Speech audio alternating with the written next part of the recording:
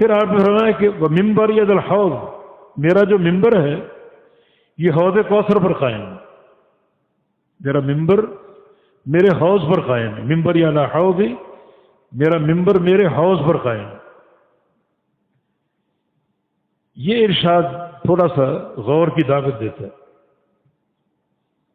واللہ اعلم اس کا معنی یہ ہو سکتا ہے کہ حوض کوثر پر وارد ہونے والے وہ لوگ ہیں جو اس چیز کا اہتمام کریں جس پر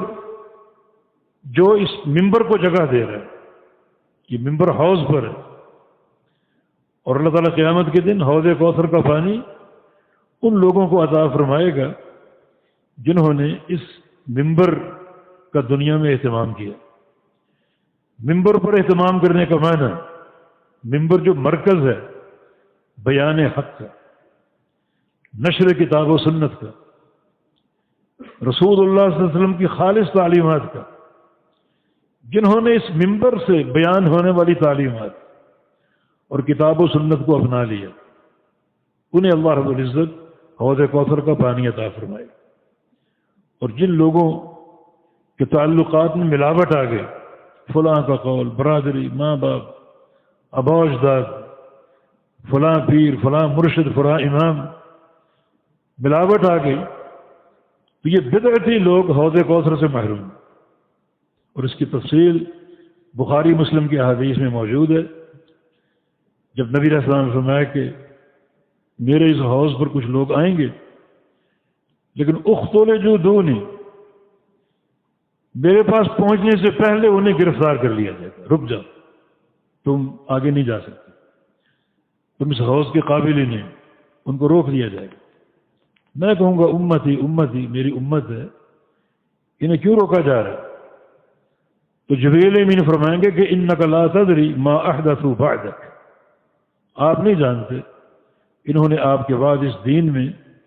کیسی کیسی بدعتیں جاری کی۔ یہ بدعتی لوگ،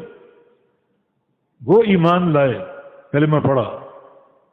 نمازیں پڑھی، روزے رکھے، حج کیے، زکاتیں دیں،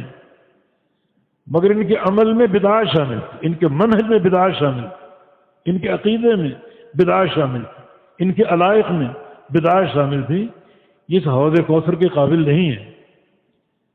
جب نبی علیہ السلام یہ سنیں گے تو آپ کیا فرمائیں گے؟ سحقاً سحقاً لمن غیر بعدی، جن لوگوں نے میرے بعد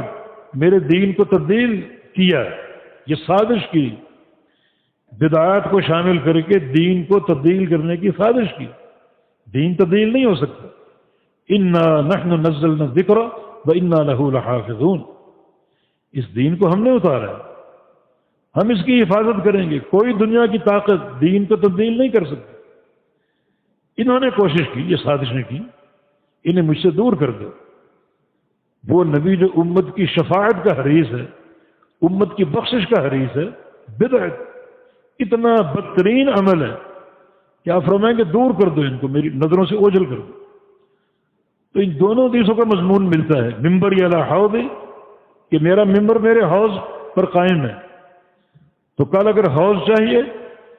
تو میرے ممبر کو پکڑ لو، اس کی تعلیمات کو پکڑ لو، اس پر جو نشر ہوتا ہے اللہ تعالیٰ کی وحی، کتاب و سنت، قرآن و حدیث، اسے تھام دو۔ اور اس کی تفصیل یہ حدیث بن سکتی ہے جس میں قیامت کے روز اہل بدعت کو دھتکار دیا جائے گا، گرفتار کر لیا جائے گا، جس کا معنی یہ کہ حوض کوثر پر اہل السنت، نبی علیہ السلام کے سچے پیروکار، جن کی نمازیں، روزے، منہج، سیاست، عقیدہ، میل جول، سب کا سب نبی علیہ السلام کی سنت کے مطابق، کسی مسئلے میں، کسی امر میں وہ دین سے خارج نہیں تھے، ادخلوا فی السلم کافہ کی تعبیر تھے، وہ لوگ اس پر وارد ہوں گے۔